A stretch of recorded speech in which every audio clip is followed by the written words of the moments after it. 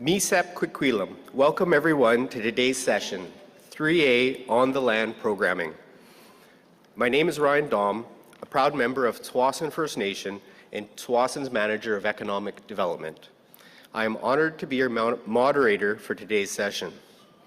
I will start by acknowledging the unsurrendered, unceded territory of the Anishinaabe Algonquin people, whose land we are gathered on to complete this important work to advance our rights as modern treaty holders with and for our communities. While our governance and interests as modern treaty holders are distinct and unique, we share common ground and shared interests. I have the privilege of introducing and learning from our session presenters. Our presenters today are Chief Barb Joe of the Champagne-Aziak First Nations, Tammy Steenwine, Director, Culture and Lands Protection for the Tlicho, and finally, Kimberly Tucci and Chinoa McCarthy from the Ucluelet First Nation.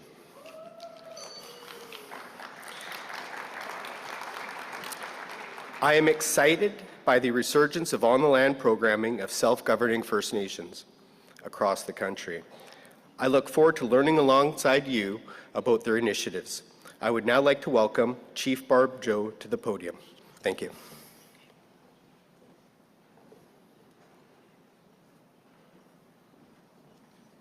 You let me know if I'm over.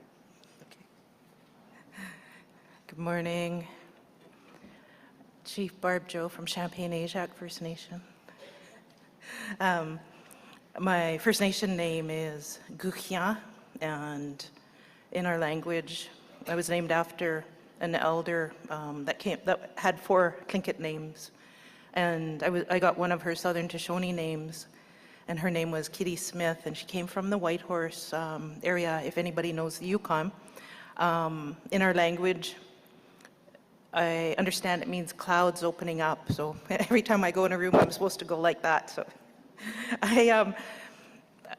I also, in our language, the way that you say chief is Dannathe Ara. So that's how, in the language of Southern Shoshone, that's how you say chief. And I think I'm going to say it right, but probably Sean or somebody will correct me.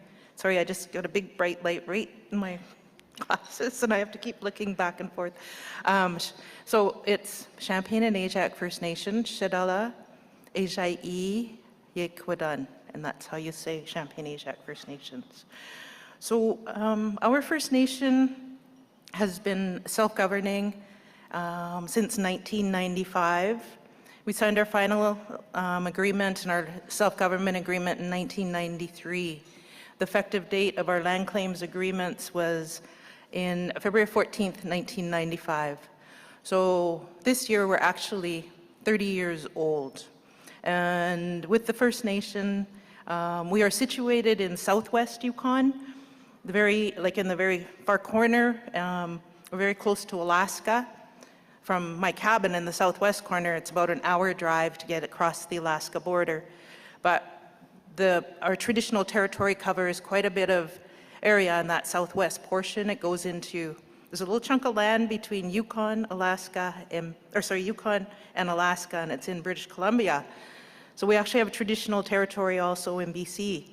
And we also have 2 parks. One of the parks is a national park, Kluane National Park, and it's right bordering along our territory. As well as in BC, we have the BC Tachinshini Park. So we have a lot of opportunity within our whole traditional territory. We have about, I figure about close to 1,300 citizens. Not everybody lives in the Yukon. We have about, besides Haines Junction, that's our main administrative site and our main administrative buildings, we have another administrative office in Whitehorse. So if anybody knows the Yukon, Whitehorse is the capital. So when you fly into Whitehorse, if you go an hour west, you'll arrive in Haines Junction, an hour and a half. And that's where actually our main admin buildings are. The Whitehorse office is more like a satellite office. But we have about 3 satellite communities. So when programming happens, because one of the communities is called Takini River Subdivision, close to Whitehorse, but the problem is also that we have to create programming for those communities as well. And Takini River is about 120 full-time residents now. And so the problems that we have is we have to create programming and try to include all of these people within the things that we do on the land. Oh, yeah, I forgot that. We also have a pretty good, well, I don't know if it's so good now, but a salmon-bearing stream and river that runs through our territory as well. But like other people in the Yukon, we have issues with overfishing on the Alaskan side, and that creates problems as well because from where I grew up in the Southwest, I spent a lot of time in this small fishing village called Klakshu. And Klakshu is where we did a lot of traditional fishing. Spent a lot of time with my grandparents before kindergarten and then during summers. And so the salmon stream there is really getting depleted from salmon. And so that's part of the problem is, probably won't explain it later, but part of our problem is the dwindling resources that we're seeing within our territory and being able to teach about culture. Our First Nation leadership has been in office since October 2022. So my term will end next year, October 2026. And previous to that, I was also on council. So I'm going into my 6th year of being on council, 4 years, or I think I have 20 months left in my leadership as chief for the First Nation. But the leadership that I work with really supports getting people out on the land. We have a focus on making sure that not only on the land programming, but also that we also have ability for people to do things like trips along our traditional trails, and just connecting with each other, connecting with the elders, getting the youth connected to our old ways, to our stories, to our language, and that kind of thing. So it's really critical. And we're lucky in the Yukon, we have a smaller population, probably similar to NWT in Nunavut, where it's nice. We worry about the whole situation with Trump because it's looking at us for critical minerals and, other resources. So we really try to get on the land and get out there and being able to be present and showing that we are using the territory and also having our land guardians also on the land to be able to watch over the territory. The First Nation has established a couple of policies and programs that provide citizens with the benefit to getting out on the land. One of the programs is called the Community Health and Wellbeing Fund. And that was established before my time on council. And it's a fund that citizens can apply to. And I believe it's up to $500 per year. And it allows citizens to, like for myself, if I have a cabin, if I needed extra things for the cabin to make it more useful for me to go to during the summer months, I'm able to apply for, say, building materials. I'm allowed to apply for, I don't know, you can't really buy a new stove with that cost, but smaller items. So things that let me get out on the land and be able to harvest and do the other things that was part of our background in Aboriginal practices. The First Nation currently has several on-the-land programs, and those programs are very specific to different times of year. So one of the ones that we have, like in the summertime, is learning how to make gaffs. So I don't know if people, maybe more from the coast, we have a traditional fishing implement that was used in the past where people were able to gaff the fish and to be able to gaff the salmon out of the creek. So there is practices that are taught by the elders to youth and to students who attend the camp. Usually it's around and near the fishing village like a Klakshu and along the tributaries of the Tashinshini. So we have those camps. We have not so much in the summertime, but we have gopher camps. And gopher camps, very important product to Southern Shoshone people, because in the past, because we're so close to Alaska and the Alaskan Tlinkits, there was a lot of trading that happened. And so you'll see in our past photographs that are in archives, there's a lot of photos of gopher robes, and those were like highly prized. There may have been items that were traded with our Tlingit ancestors. Champagne-Ajac has quite a few citizens that are actually in Alaska as well, so there is a lot of still ability for us to practice and to exchange items from our Alaskan citizens. We have things like snowshoe making. The men have gathered in the last few years and had a week-long or 2-week-long camp to learn how to make snowshoes, which would have been used, before the day before snowmobiles and the day before any of the modern transportation ways of getting around and checking trap lines and that kind of thing. So that's learned. We've had in the past like knife making, and we know knife making is more a Western concept, but it's also important that when you're out hunting that you have the good hunting knife, and if you're out trapping, the same thing is you have to have that good knife to be able to skin the animals and so on. So we have those kinds of things. In the wintertime, we have family ice fishing days. And family ice fishing days, this year it's happened about maybe 2 or 3 times. And different lakes, it depends on what people are fishing for at that time. And they're quite well attended. The families are able to take back either the pike, trout, whatever is caught at that time of year, so be able to use it in their home for their family nutrition.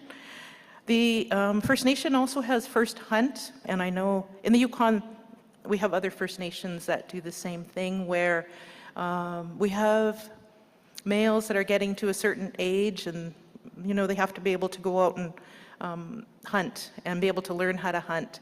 And so we have sometimes families that maybe the male youth don't have family male figureheads, so there is a camp where they can come to and they can learn how to hunt from elders in the community who are able to transfer that knowledge onto them. So, sorry, my throat's a bit dry.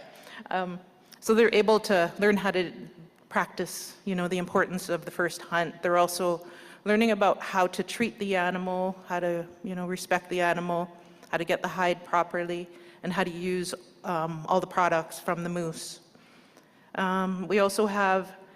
We've had treatment camps for women and men in the past, and those are to bring people together and to talk about the things that may be issues in your life.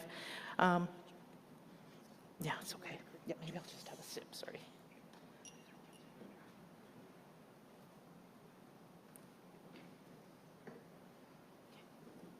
How many minutes? Okay, I better hurry up. So we have a lot of different camps like that. In the First Nation, we also have a language immersion program. And that language immersion program, we're going into our 3rd cohort. And so the first cohort was 3 years long. The second cohort was 2 years long. 3rd cohort is now in their 2nd year of the 2-year program. It's an accredited program where we create intermediate language speakers. But as most First Nation people know, Inuit as well, people from other Indigenous backgrounds, that when you learn the language, you can't just sit in a classroom. You can't just learn it by sitting in a classroom. You have to be on the land. You have to be able to understand, the importance of the context for that word, the context for the phrase, be able to understand things like different medicines, different ways of harvesting, picking berries, all of these things. So a lot of the language immersion program in the summertime is spent out on the land in camps. The First Nation has several departments that create different camps. So in our First Nation, we've got lands and resources departments, Community Wellness Department, and Language and Culture Department. And that's where most of the organizing for these camps come from, is those departments. Our governance department is responsible for our annual general assemblies. And those annual general assemblies are held, we try to hold them out on the land, usually about every other year. So depending on elders too, sometimes we have to be careful because some of our elders have mobility issues, so we have to be able to include everybody in getting them out on the land and into our general assemblies. The big thing is that for the camps, we really need to emphasize that the elders have to connect with the youth, that the traditional stories have to be taught, like the specific place traditional knowledge stories. Like in our culture, there's certain places that you can get certain medicines, that you pick certain berries. And so that has to be transferred on to the next generations. As well as that, there's also the importance of oral history and transferring oral history on to the younger generations. And it's always an ongoing battle, because what happens in the First Nation is sometimes these departments overlap, and maybe sometimes they do things, you know, that maybe another department's doing on the same date. And so the First Nation actually got a bit complex, and they created a camp task force. And that was, it was interesting. They said that in the first year that was working quite well, it was composed of directors, and those directors worked with the technical staff. But very often, as we know, like working in a First Nation, we have like, you know, the title, but you have like 100 other jobs you're doing along with the job that you're supposed to be doing. So very often it ended up on the side of the person's desk. And so we're looking at creating a position just for somebody just to coordinate these camps, and so that they're, you know, appropriately timed, so other camps aren't using, say, the tents or the generators or the snowmobiles and those kinds of things. So that was a bit of an issue, so we're trying to work with that right now. I better hurry up here. We have a Land Guardian program. That Land Guardian program at the First Nation, we have about between 4 to 6 citizens that go out and they monitor things that are on the land and be able to report back like any sightings of maybe people, like sometimes because we're not in a remote area, but some of our area is, and be able to let us know about squatters, about people that may be, you know, harvesting in the areas that they're not supposed to be doing, and that kind of thing. So this program is doing fairly well. We've got partnerships with Yukon government and Government of Canada through parks to be able to keep these citizens and connected into other things that are happening within our traditional territory. So, look at my notes, so I'm just going to the very end. The Lands and Resources Departments and Community Wellness Departments have said one of the issues that has arisen in the past few years is sometimes people don't like to go out. Like my grandparents' time, people would be out, and they'd be out, you know, fair distance from any type of highway. The problem now is that we have to get people comfortable with getting out more off-grid, more being able to get out and to be able to do this on-the-land programming in areas that where they have to stay in a tent. You know, they get used to coming into a dry cabin with an outhouse, but we have to get their trust up to be able to go a bit further into more remote areas and to be able to have more of the practices and the learning happen there. And so those are some of the issues. Parents just need to get comfortable sometimes in allowing their youth to be able to get out and spend time with others besides themselves. Or we invite parents as well to come along and to partake in on-the-land programming. So that was just a glimpse into my First Nation in the Yukon about what we do. There's other First Nations that I know that are here from the Yukon, and I know I've heard of other camps that are doing very well, like I've heard about with relatives to the north, Little Sam and Carmax and Naitan, where they've done auntie camps and uncle camps, because very often is in the Yukon and other places we have parents or kids that are growing up, maybe they don't have a parent, maybe they don't have a mom, or maybe they don't have a dad. So, male can go to an uncle camp and learn things that he should be learning at a certain age. The auntie camp, same thing. Females, youth can go to those camps and learn about things that they should be learning as females, from the elders and traditional leaders. So I'll wrap up now, and thank you very much. I really enjoyed this presentation. Just that bright lights right there. Needed those sunglasses or something. So have a good day. Nana Jishi.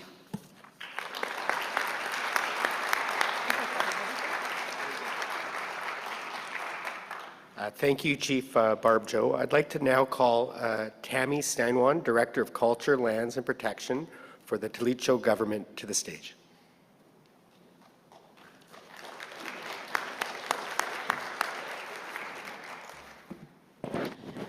Good morning, everyone. Como do huizen, zon nahi ke huita masida ho honte goyati ko nawo zon ke ai that's hi wo nahi Tlicho government dates awo gihya lata hi ai da hagwati da go ge keta ai that's hi hagesa. So good morning, everyone. My name is Tammy Steinwan Deschambault. We've been asked to share on some of our work that we do with the Department of Culture and Lands Protection in terms of promoting language, and we know culture are intertwined. So this presentation, I'll give a quick overview of some of the programs that we run for our region, and then show a video. Everything that Tlicho government does is really about preserving, promoting, and protecting our lands, our wildlife, our environment, our language, and our culture. We're trying to maintain who we are as a Tlicho people. So in terms of on-the-land cultural programming, we have some programs that are very popular, such as Trails of Our Ancestors. We talked a little bit about that yesterday. So Trails of Our Ancestors is a canoeing program where participants leave their home community and paddle into the host community of the annual Tlicho gathering. So last year, the annual gathering was in Wekwiti. So we had participants paddle from Betchakon, Wati, and Gamiti into Wekwiti. And from Betchakon to Wekwiti, it could easily be, at one time when I did that, almost 21 days. Those were in the early days when that route hadn't been taken, and altogether, there and back was over 80 portages. That was an amazing trip. So those types of trips are very popular with our people, and often we get over 100 applications just from Betchakon alone. Another program that we run is the summer Imbe program. The Imbe program is offered to high school students that will be going off to college or university, and also for our students that are out at post-secondary who don't have a means to be with our people on a regular basis to learn language, cultural, and practice some of the traditional skills. So post-secondary students have an opportunity to apply, and if chosen, it becomes a paid summer employment for them, and that's the Summer Imbe program. In that program, they can learn language and cultural skills, and also earn certification in things like canoeing, paddling, firearm certification, different things like that. We also have another very popular program, the Ekwonohdek program. That's a caribou monitoring program, which we now have 3 camps For that, on the land, it's a monitoring program, so it allows for people from the communities to earn some summer employment, and that's for youth to our elders, and we have different positions there. And with all of these programs, I'll share at the end some commonalities between them. Also, through the Department of Culture and Lands Protection and related to our research division is work with community people that do water, fish, soil, sediment sampling around our communities and important waterways. We also do trapping programs for some people in our region that are still wanting to continue to trap, and for many of them that helps to offset some income, and also for people that just love that traditional practice of being out on the land and wanting to continue and keeping those trails open. We also, through Clinton government, do other things like had a program that's called 50-50. So the 50-50 program was funding that was available to citizens to purchase cabin materials or equipment. So people pay themselves 50% of the cost, and Clinton government pays 50% of the cost up to $10,000. So you could purchase a skidoo, let's say $20,000, you pay up $10,000, Clinton government pays $10,000. That allows you to be out on the land. We're trying to think of ways all the time to help our people to be out on the land, to practice our traditional ways. There's also other departments within Clinton government that do on-the-land programming, such as our Department of Health and Community Wellness. Just recently, they held a detox camp that was about, I think, 10 days long, and hearing a lot of great things from that. We don't have any type of detox facility in the north, so we're really trying to assist our people in looking at ways that we can start doing some of this on our own and building with small steps. In the summer, we have other programs like berry picking, wood harvesting, different things like that. In the fall, we have funding to help people with gas that want to go moose hunting. And through the community directors, so we have 4 Clinton communities, Betchakon, Wati, Gamiti, and Wekwiti. Each community director also offers their own on-the-land programming, such as fish camps, and also like Joseph Judas from Wekwiti often has the community of Wekwiti. It's not a large population, less than 100 people, that they all travel together for about a month out on the land in the summer. When we're taking people out on the land, we're always striving to have ensure that we're thinking about safety. Safety trip plans need to be filed and shared with our Human Resources Department. Commonalities between all of the programs are offerings to the land and water before we embark on our trips, feeding of the fire, and also along the way when you come up to a grave or you know there's one nearby, it's important that you stop, visit, make offerings, give a prayer there before continuing on. In the summer, also cleaning up the site and in some cases redoing the cribs. Daily prayers are important, and also the safety meetings each day. So I'd like to share with you a video that we put together on hide tanning. So this is a quick overview of some of our popular programs, but this video here, you can see in there how on-the-land programming really encompasses everybody, the youth, the adults, the elders, knowledge keepers. And just with the staff alone at Clinton government, we wouldn't be able to do this work. We're really dependent on our knowledge keepers, our elders, those that were especially born and raised and lived out on the land, that are our real professors, that have the knowledge and the skill to pass on. Also, when they're out on the land, there's other things that they learn out there, such as place names, the significant sites, the stories that we don't get when you're in the classroom or in an office. So as much as possible, trying to have that authentic experience, and we all know that the land is so healing. So through partnerships, we're doing our best to promote Klincho language and culture within the, and from the Department of Culture and Lands Protection. So if we can play the video, please. So the video here is narrated by Janelle Nziza. She's a staff member, and I consider Janelle as up-and-coming elder.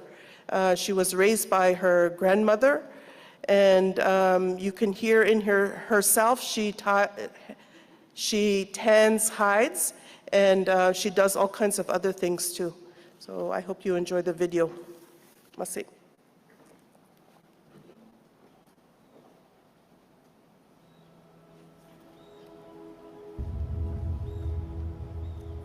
Welcome to Klincho Te, a land rich in history. The Klincho region is comprised of 4 communities: Bishakon, Wati, Gamiti, and Wikwiti.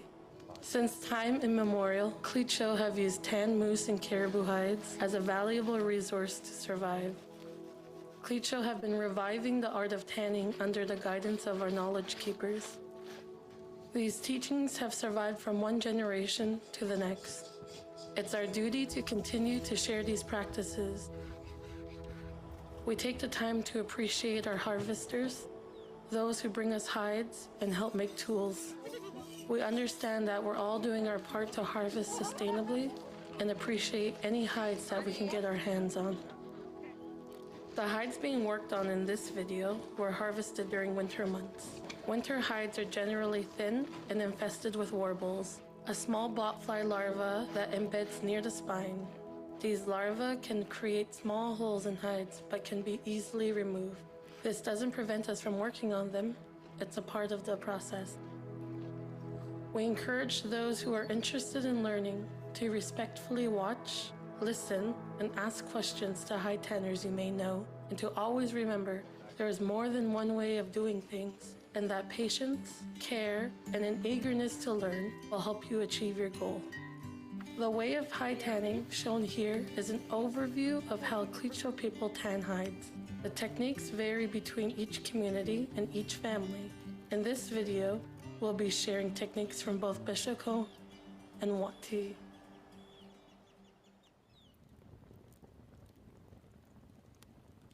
To start hide tanning, you'll need to set up a space and prepare the tools needed for the process.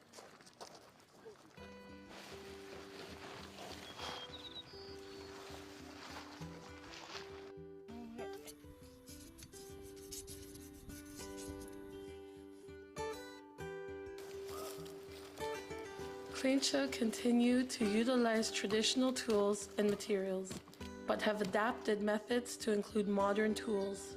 Some of the traditional tools used are kedze, kwete, ekunzi, to name a few. More modern practices include utility knives, kitchen knives, custom welded tools. All are used for their sharpness. Elders and hide tanners encourage continued care of all tools used before, during, and after hide tanning. Tools are kept sharp, clean, and out of respect for the hide and tools, we do not step over them. Caribou and moose hides are both being worked on in this video. They are tanned similarly. Moose hides are wide and thick, whereas caribou is small and thin. Both require lots of care and attention to detail.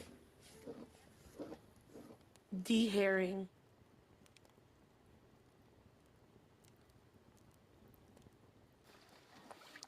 It is important to note that each hide is unique and the hair will fall off differently. Some hides you may have to soak in water to help the hair fall off. Fresh hides require you to cut the hair off from the root. It's okay to cut off a little at a time. With time and practice, you'll find a technique that works for you. Don't worry about not cutting every hair off perfectly.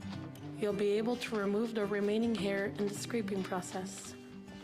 Yesterday, I was kind of frustrated because I didn't know how to cut because I was making holes.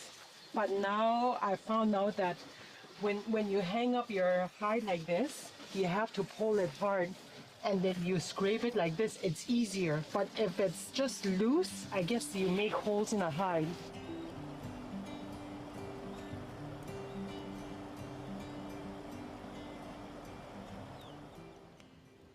Soaking and rinsing hides.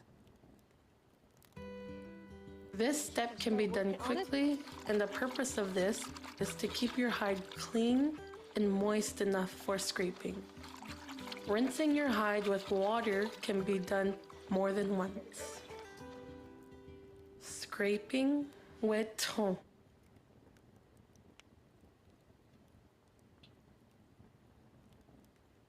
After the rinse, you place your hide on your kitchen, making sure that the flesh side is facing up. The goal is to scrape off the flesh, fats, and any remaining meat from the hide. You'll need to scrape until you begin to see a layer of white. This should be a consistent color throughout the hide.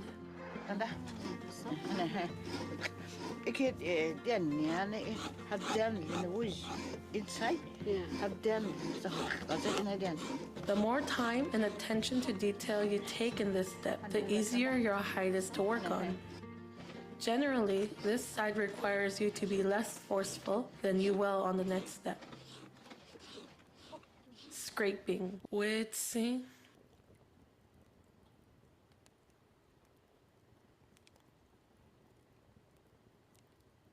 After the flesh side is scraped, you flip your hide around and place it over your kitchen. Now you will scrape the remaining hairs and roots from the hide. You see the difference?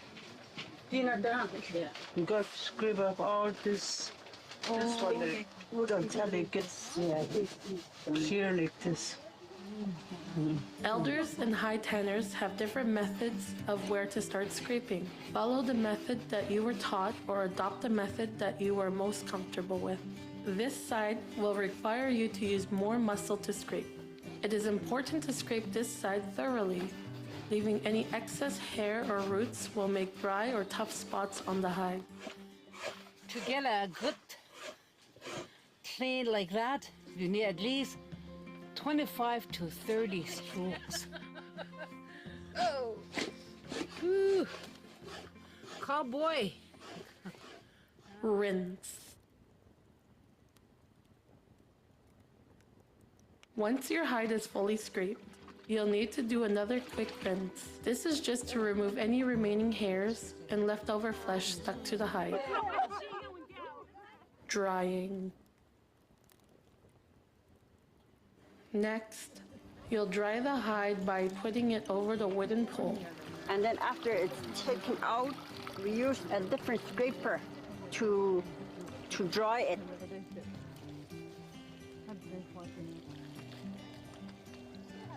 Using the quitte, you'll scrape out the excess water to help it dry. Softening solution. Each person may have their own solution. This is the solution used during the hide camps.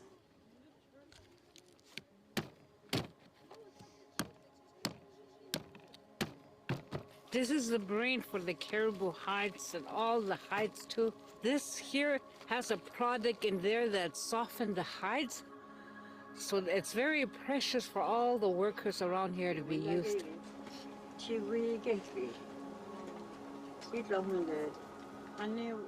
was just telling us a story of how her family used to do it like years ago. Like I said there was no soap before. Like, what did you guys use? And she said they used bone grease.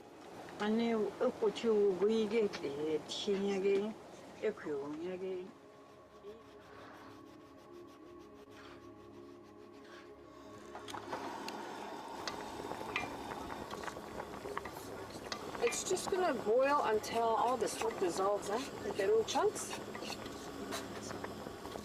So once the solution is done, mixed together with the brain, they're gonna mix it And then this goes in. Once this goes in and it's soaked overnight, when it comes out, it'll be just as soft, but then you're gonna scrape it. So it just softens. Basically, that's all it does.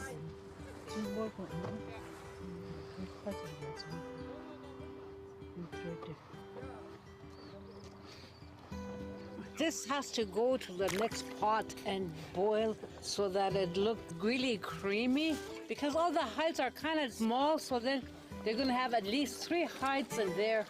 Soak it in there for a day. It's gonna look like this. Wringing it out.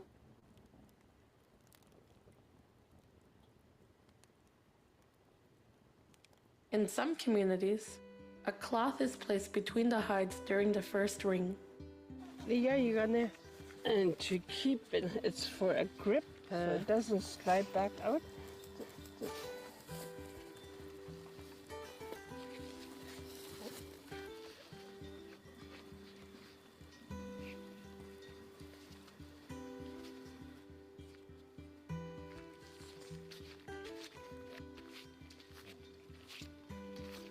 You always do it to the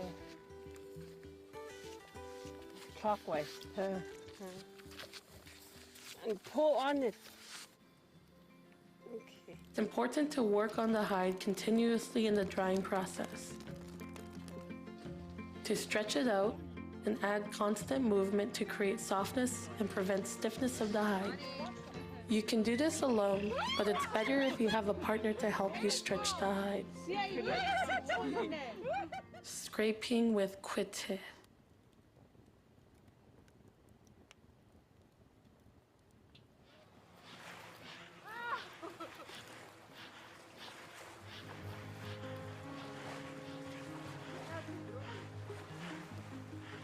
So when you're scraping it, you're making it soft and to make the flexible.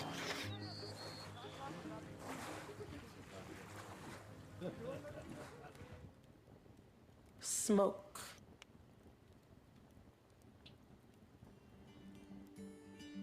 The first smoke is always a light smoke. We're looking for a good wood and to smoke. We use wood like this, more like wet damp, so it doesn't get into a flame. Once they smoked it, they're going to take it down, soak it back in the water, and then they'll know, right now, they'll know which part that needs to be fixed. Sometimes you have to go back to soak the hide again in the brain solution. Re-scrape with a quite, dry it again. This is repeated until the hides feel like soft paper, or as some elders explain, as soft as a rag. Final smoke.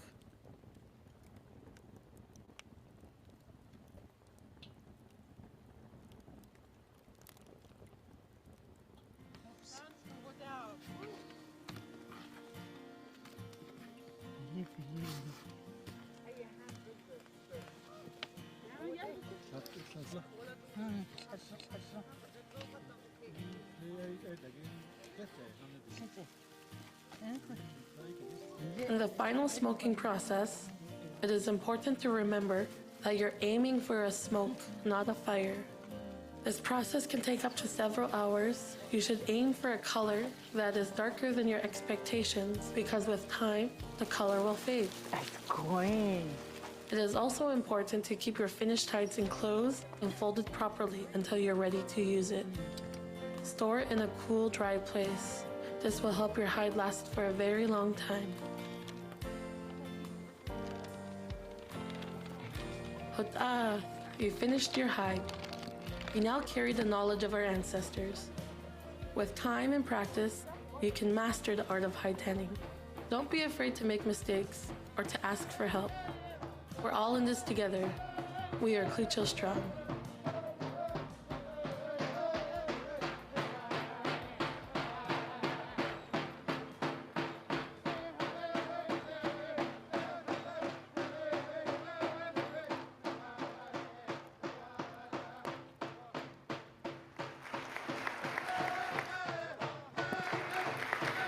I just wanted to, in closing, just say that it's really important that when we're doing the work, we think about that moment in being with the elders and the knowledge keepers and the stories, and to try to capture it the best way that we can. We're really trying hard to document as much as we can so that we use those documentations as teaching tools. If I look back 50 years, we don't have much, probably nothing on things like this. But 50 years from now, our people can see this and hopefully use it to continue on if they need it. And the other big piece is always striving to be, as the vision that Chief Jimmy Bruno had for our people, as Elizabeth McKenzie said, strong like two people. And if we look at our leadership, this morning from our Grand Chief Jackson Lafferty, I believe if he hasn't gone out yet, when he gets back home, he'll be out harvesting and always modeling language and culture. And that's what we're all trying to do. Masi.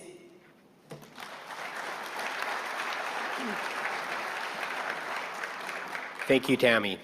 I'd like now to call Kimberly Tucci and Chinoa McCarthy from the Ucluelet First Nation to the podium.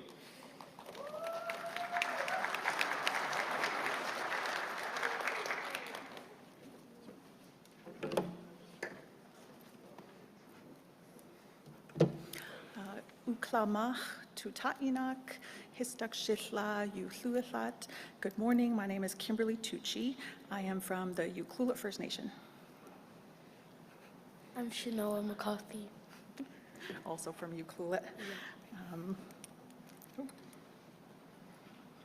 So we are here representing our Kakowin Min program from the Ucluelet First Nation.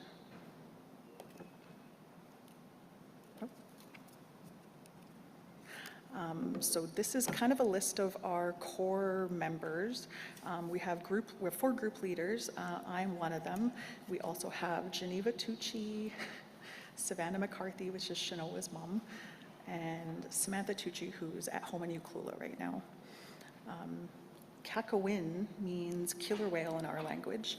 Kakowin Min means many killer whales.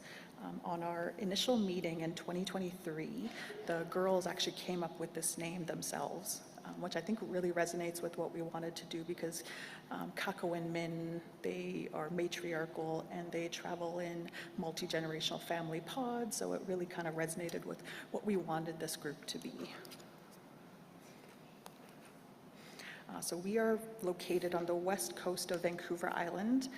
Many people know Tofino on Vancouver Island, but we are 30 kilometers south in Ucluelet, and we are part of the Maynooth Treaty. So it's kind of hard to look on the map where our traditional territory is. So how we got started. Our nation had a men's warriors program. I think it started in around 2017. It was kind of already grown and well established by the time we started in 2023, but it really kind of resonated with us that we needed something for girls in our community to learn our traditional ways and practices from elders and knowledge keepers. I'm not sure if we could play the video, but if we can't, I'll just switch slides.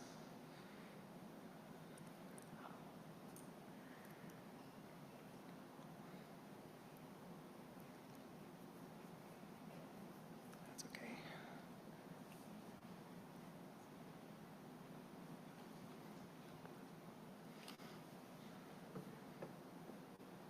So I think the starting point and success of this group really was the collaboration between the Ucluelet First Nations government.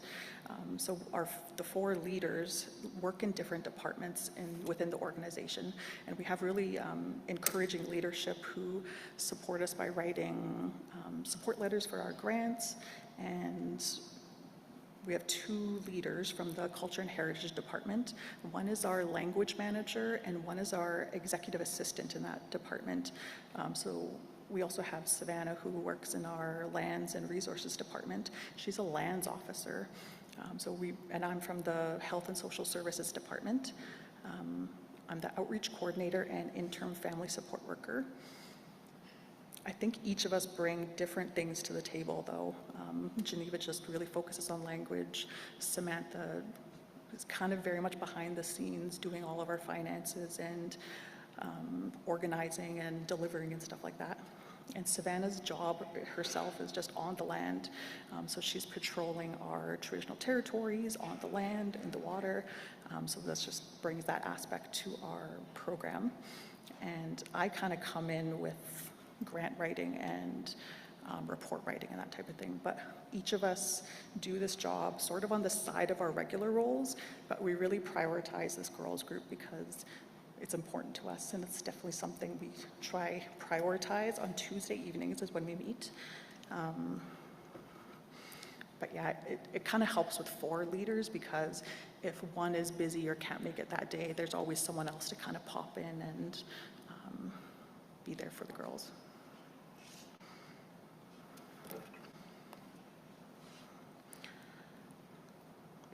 Our goal when creating this Kakowin program was really just to bridge that gap between youth and elders and knowledge keepers, and just creating that space for getting all of us together and learning and having fun and meeting. I think what moves me the most is when we do meet, we're all related, like we're cousins, the leaders of the group. These are our daughters, our granddaughters, our sisters, our aunts and grandmothers. So it's really just sort of empowering when we do meet.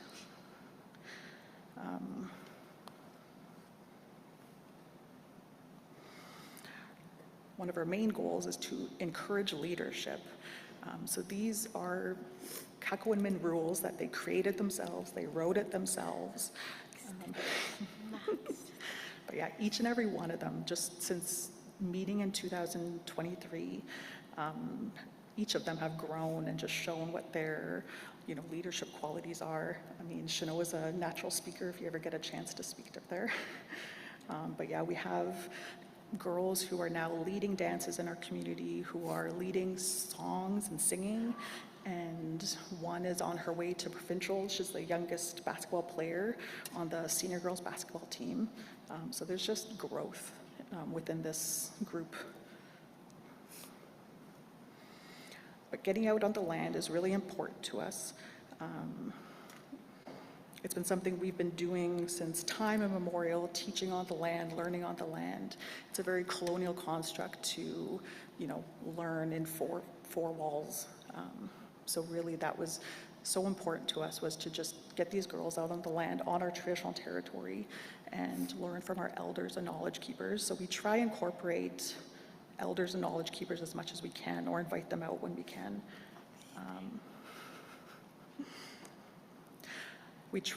We meet every Tuesday evening, but we try plan activities, whether that's on weekends or during the day. But yeah, when we can get on the land, it's teaching those traditional place names, and I think just stressing the point that this is their territory. This is going to be their land to safeguard and keep for their children.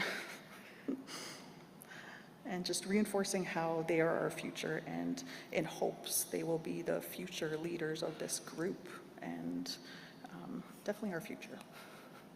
So some of the things we've done, I'll let Shanoa talk about some of the things we've done. I don't know how to work this. So this is where we, what's the name again? Quizzes. No, for people. Which ones? Sky, and I can't say her name. They were teaching us the Women's Warrior song.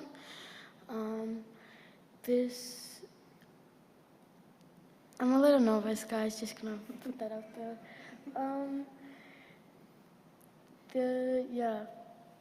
They taught us Women's Warrior song. We was singing that for like hours. That was really fun too, learning that song. We were actually given the chance to camp within the national park. Nobody's camped in the national park since, I think, like the 70s. So it was a really great opportunity to to sleep and sing and dance here.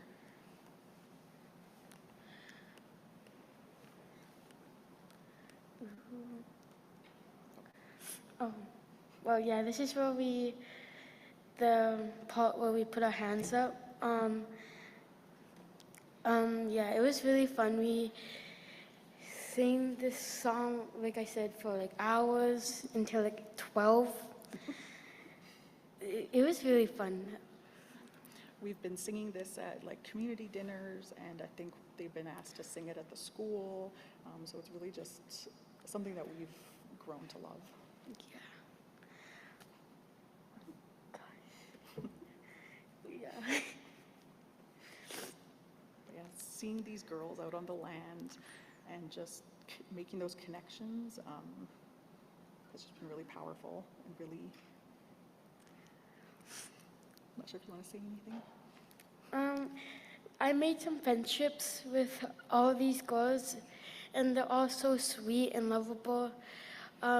We all play basketball together. We're going up to Junior Native next month, and girls group made us come together and like have fun together. Yeah. Oh, okay. We were learning about plants. This walk, it was the morning of, after the night sleep. Do you want to say anything? Giselle, who taught us about the medicinal plant walk, she's actually from a neighboring nation, Chilokwe, but she's actually related to some of us still, so it was really a nice walk. Yeah. We've done some collaborations with the Men's Warriors group. So they took us to one of our traditional beaches and taught us some survival skills like making a fire, and they took us to the trail they built to a local lake where they taught us archery, knife throwing, axe throwing. So it's really nice to work together when we can, or have the girls and boys together. I think we've been invited with some salve making, soap making. They took us, or a couple of us, on the seal hunt that they recently did. We were making headbands. I wasn't here. What did you say? He asked me to stand by the mic. We were making a video project during this time. I was in the picture, but I was mostly in another room talking to elders and making a video project. And that was really fun. And we still have our headbands to this day. And I love learning from elders. And Girls Group is really happy when they come. And yeah. Yeah, the girls have been included in like film projects in the region. We've also been asked to volunteer at like a surf competition and invited to sort of help surveying sometimes with the Lands and Resources Department. So it's really good to kind of have that awareness and just that we're out here, we're here. This was like at the very beginning of Girls Group starting, so not a lot of people like knew about it. But this is us drawing fish. That's my grandpa right there, and yeah, he's a little embarrassed about it. But yeah, we love drawing fish. It's so much fun. We gave it to we gave it to the elders after, and yeah. I wasn't here for this. I was at a conference,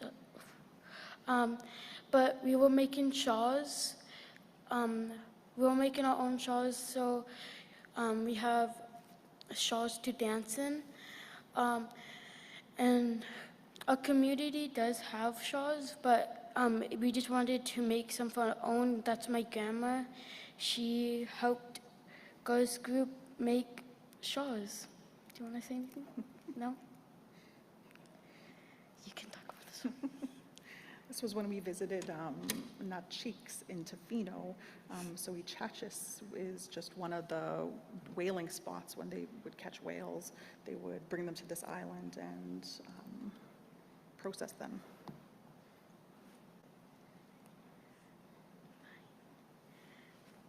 Oh, so we went to Tofino, and we were learning about this, and it was really cool. It took,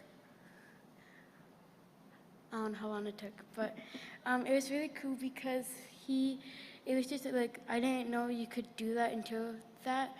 And I would like to go visit him again to learn about it, and it was just so much fun and learning about that. You should say something. We also collaborated with the Clayoquot Biosphere Trust to do this photography camp at the end of last summer. So the girls were able to get out, learn some photography and some video making.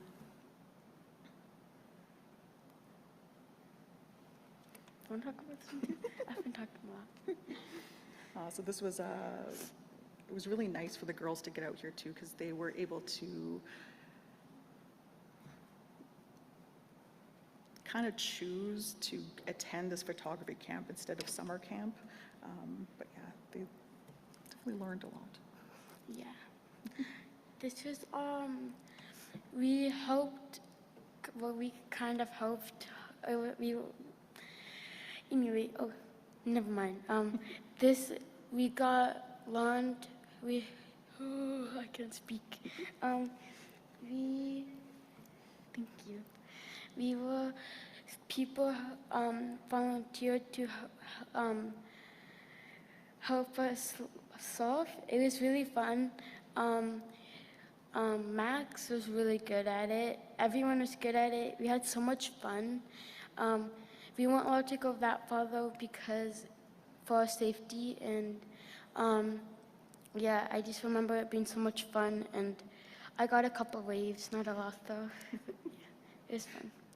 I wish I put more photos of our traditional territory, because we just have so many beaches and mountains and forests within our territory, and I just wish I included more. I just wanted to end with Hishuk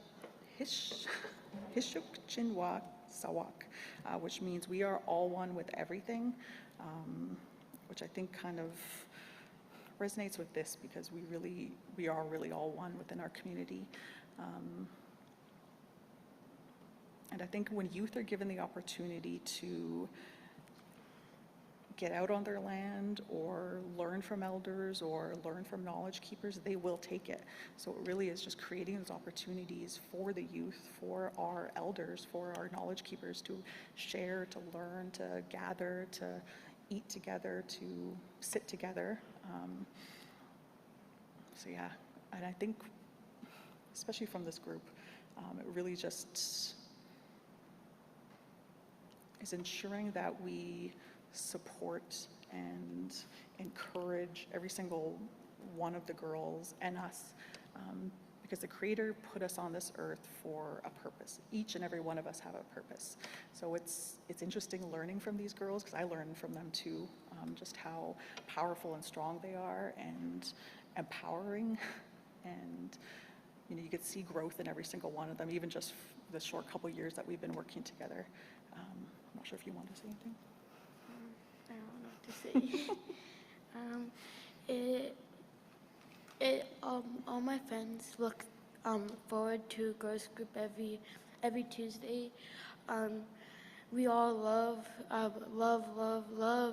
talking to elders, and them coming in and learning stuff from them. We learn when they come in. We learn from them every day. It's like so much fun. We went to Hubei. Last year we went to Hubei. It was really fun. We were trying to get our nation to dance, but they were already full. I think that's it for what I want to say. Yeah. Chew. Chew. Bye.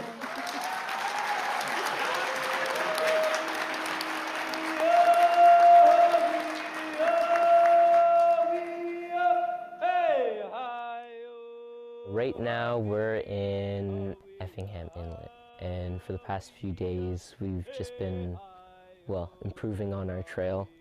It's so fun. Only 2 hours and we already made halfway all safe. We were sponsored by the Clackawanna Advisory Trust to host Parks Canada, a couple trail builders to have a workshop and to make it safer for elders to be able to access the cabin up here.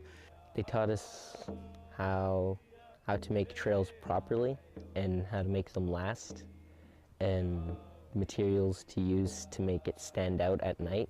It helps us be more efficient in our tasks. The camp, oh, it's so much better. Like 3 years ago with all the mud and like all the no dock, no nothing to get up. It was really hard, but it's so much better now with all the docks and all the trails and everything. Well, I don't know that we've really been teaching them that much, but we've showed them a couple of approaches to trail building, and really they've figured out the rest. You know, we've found a couple of new, better routes that some of the elders could take to access the camp, and you know, just discussed a few ideas, and from there they've kind of taken it and come up with everything. It's just awesome to get these other organizations to come and take part in what we're doing here and seeing them connect with the youth. Yesterday afternoon I was kind of working away and everybody started singing. It was amazing. Well, we just start singing. You know, we just start singing out of nowhere. Usually one of us starts singing, then we all start singing. It's a lot of fun. I just think it's a great opportunity, and I think if anybody does have the opportunity to take part in a program like this, it's valuable. I just wish more people in our community knew what was happening out here, because it's amazing. Our main goal was fixing up the camp for the elders, and we've been like doing other things like archery and learning skills like that while also fixing up the camp. So we just go out every weekend and have fun and do the work. I just seen them, all the kids going down the dock one day, and I was curious, and I went over and I said, "What the heck are you guys doing?" "We're going camping." "Oh, cool, I'm going to come along." Because it's really healthy for me. You know, it's clears my mind, and I love working with kids and teaching them. I learned not to sit by the fire when you're supposed to be working and stuff. I learned how to chop wood. And I learned how to apply some stuff from my medical kit from J. Miller. We've been doing some archery, and I learned how to run a range, which was pretty cool. I don't do the video games as much now. Outside a little bit more. At the end of the day, you know, we look over what we did and like we talk about it, and then, you know, I don't know, it's just nice. We're a lot closer than we were, as in like friendship and stuff. I don't know, it's like a bonding experience, really. They're learning how to be responsible. We're teaching them responsibility and all that, and you know, I guess we're learning, teaching them, and they're teaching us at the same time. We're learning off each other, the way I see it. The district principal a few months ago said that we could have high school credits for the program. Because of what this program's been doing, other parents from other communities have asked us if they can send their young men to it.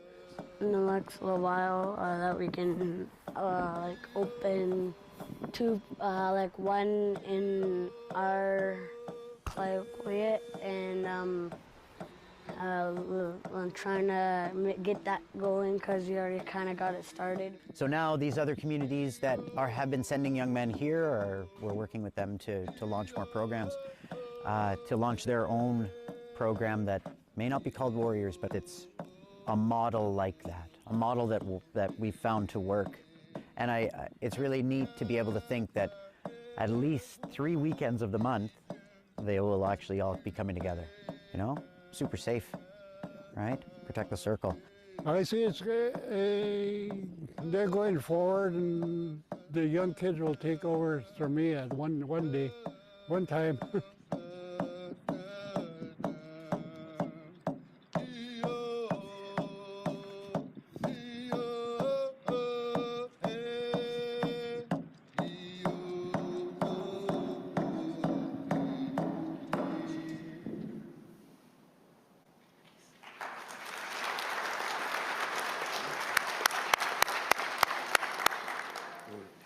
Hi, Chika, to our presenters today, and thank you for sharing their progress and the initiatives happening in their community.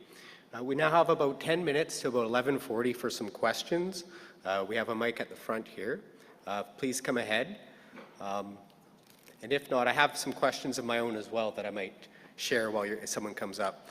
And I guess my question is, what I've heard all through the conference is the importance of the connection between the people and the land. So for our presenters, my first opening question is, what sort of benefits have you seen to your people and your community because of the good work that you're doing? If anyone wants to take a crack at that. So that's my curious question.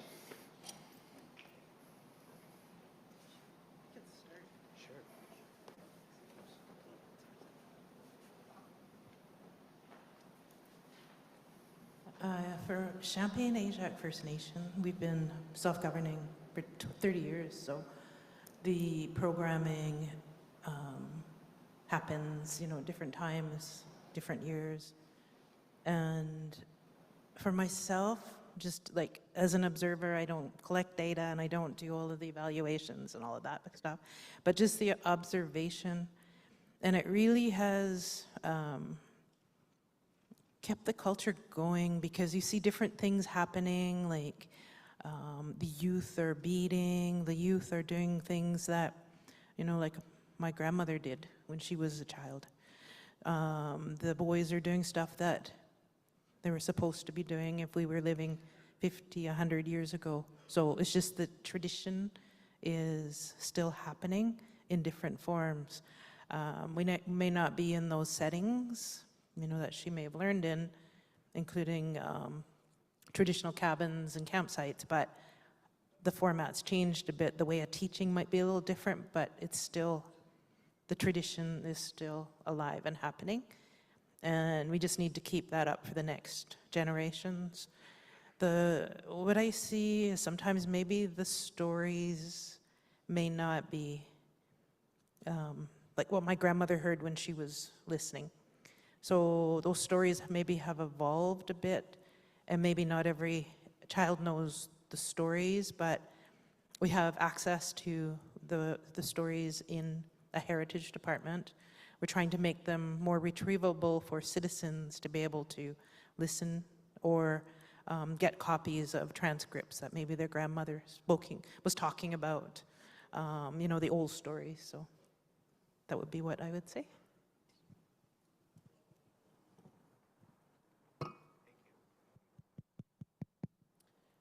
I think there's a lot of benefit in working with community people and in helping to deliver our programming.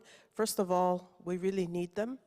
They're the ones that have the knowledge and skill, and as they're working with the young people, building that relationship between them, otherwise a lot of them wouldn't necessarily be with that elder and hear those stories.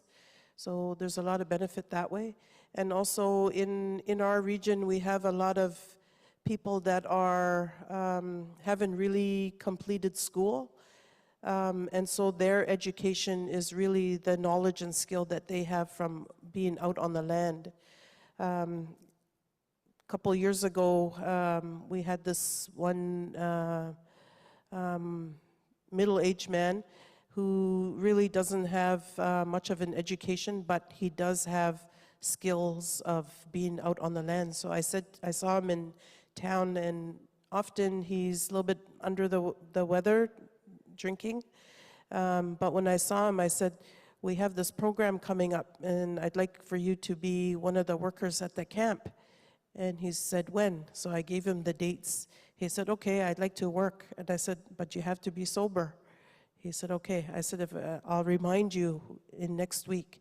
I saw him a week later. I reminded him again, a few days before the camp started. I said, you need to be at the office with all of your gear ready to go. Remember, you gotta be sober. He was there early, and he was one of the shining stars at the camp. So we have people with that type of knowledge and skill, and we have to keep them busy. It is up to us that are in leadership positions and that have funding that can run these types of programs. We need to keep them in mind, and we need their help. They need us just as much as we need them. And I think it's really helping to keep our people healthier by being out on the land.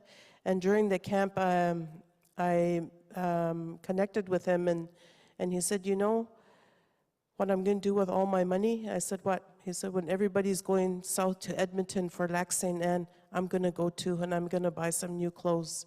So we need to help our people that way. So there's a lot of benefit by doing on-the-land camps, not only for the participants, but also for those that are employed. Even our elders often are saying, I'm just sitting at home. Even when you have meetings coming up and different types of discussions, I can contribute. Don't forget me, you know, things like that. So we're fortunate that we have many of our people that are still very skilled in that area. So finding the connections to put them with our young people is what we need to continue doing. So there's benefits both ways. And also with our young people that are so good with technology, to work with our elders and help them with that, I think is another great benefit. Masi.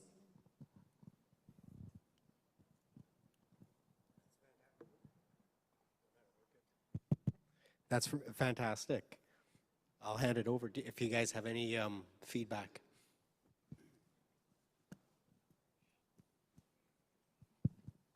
Hello, hello. Yeah, I think just getting out on the land really just adds to sort of just pride in our territory. Like our ancestors were from here, generations have grown up and thrived and lived on this land, and we can more in the future as well.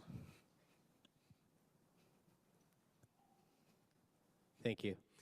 Were there any other questions from the crowd? I'm happy to run the microphone around if there's any burning questions. I know I still have some, but I want to give the opportunity for the room. Just put your hand up or come to the front. The lights are bright. Okay.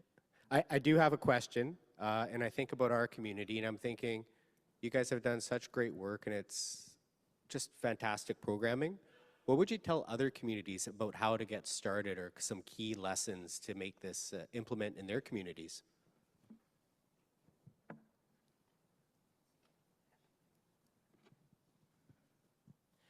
I think you have to start with what you have. You don't always need money to do things. I'm actually an educator, and one summer, Patty, I think you'll remember, we had Chief Jimmy Bruno School. I was vice principal, Rita Mueller was principal, and we were hosting the new group orientation for those in the Northwest Territories that were the up-and-coming principals and vice principals to our northern schools. So Chief Jimmy Bruno School was hosting them. And Rita and I, leading Chief Jimmy Bruno School, we were recognized as one of the top 10 Aboriginal schools across Canada. At that time, they used the word Aboriginal. And so when we were hosting them, the task that I was given as Culture and Language Coordinator for our school was work with the educators in helping them to come up with ways that they can incorporate language and culture in their schools with little to no funding. So I gave them 5x5 square chart paper and asked them to think of what they could do in their schools once they got back. And some of them filled it up maybe halfway, and then as they were sharing with each other, everybody walked away with more than what they could have in terms of ideas. So there's a lot. Also to reach out to people in our community, our elders especially. They're so giving of their time. They want to share their knowledge, their experience, their culture with a lot of people just with storytelling. I said, I think just finding a place and having an elder there, maybe tea and cookies, and then where they're just sharing stories. How many of those stories have teaching messages? How many of those stories will help them in a personal way? So I think start by what you can do, even if it's small, even all of these little small projects. And then as other people hear about it, they're going to want to help and participate. I heard a story this morning, I think it was somebody got a call and they're asking if they can come and do some work with them. And she said, well, who are you? Who do you represent? And here it was one of the banks. So there's organizations and groups out there that have funding that want to work with Indigenous people. So, Masi. That's great. Thank you, Tammy. For Champagne, Ajac. Sorry, I just wanted to say that from my First Nation, the councils over the years have created a vision statement and developed a strategic plan. So the vision statement for the First Nation is, we the Champagne and Ajac First Nation people and government shall promote a healthy, unified, and self-reliant people while conserving and enhancing our environment and culture. So under there, we've got a number of objectives and priorities that we work towards. And this vision has been created. It was created in 1994, which was actually a year before our effective date. And it's relevant today as it was in 1994. And we continue to be guided by that vision. And from the council's perspective, it's just putting in the resources to be able to get this programming done, and as well as having like a list. We have elders who have specialties and elders that like doing certain things, and citizens who do and are really good at certain things. So creating a list and going from there and just making it happen. So thank you. Thank you. Unfortunately, I think we've ran a little bit over time, so we're going to have to wrap up our session, but maybe we can take some of the questions offline if you want to chat with any of the presenters. I'll note that our lunch today is on UNDRIP and modern treaties. Lunch is being served, so please get your lunch and kindly return to your seats quickly from the buffet so we can begin on time. And appreciate everybody's time. Thank you.